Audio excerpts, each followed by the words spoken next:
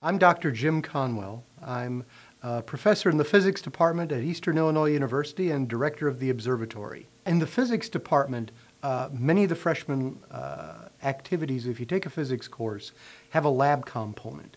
And this is really necessary because a lot of people, when they take a physics lab, they think it's all math. But in reality, you have to also develop your intuition.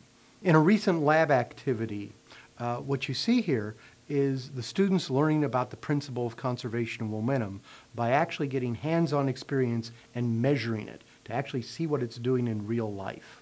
Anybody who's actually ever played a game of pool has had to actually use this, conservation momentum. It's used all the time when anything collides with each other, bounces off. You use the same principle in general to find out about how gas exerts pressure on walls in a room. Now, we also go on later on with a mentoring relationship. Once you get beyond the first or second course, if you're really interested, we like to use our freshman, sophomore, junior, senior students in our own research, a mentoring relationship to try to actually get them and sort of acclimate them to how you become a professional physicist, a professional scientist. And a lot of this has to do with, it's something that's just like an old medieval apprenticeship. It's communicated one-to-one. One of the things that we want our students to get out of this is the ability to ask questions. What a lot of people don't really realize is in science, sometimes the answers are easy. What's really the stumbling block is to get a good question, right?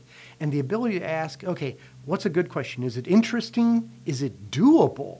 Because there's a lot of very interesting questions that really people don't have enough knowledge to even do yet, right? So there's that balance point. And one of the best ways to learn that is to get in some sort of mentoring relationship with one of your professors like that. So, and this can be either experimental or theoretical or things like that. In our department, we do all of this, right? So depending upon what the particular student would like and also the interest in the professor, we can actually pair them up pretty easily.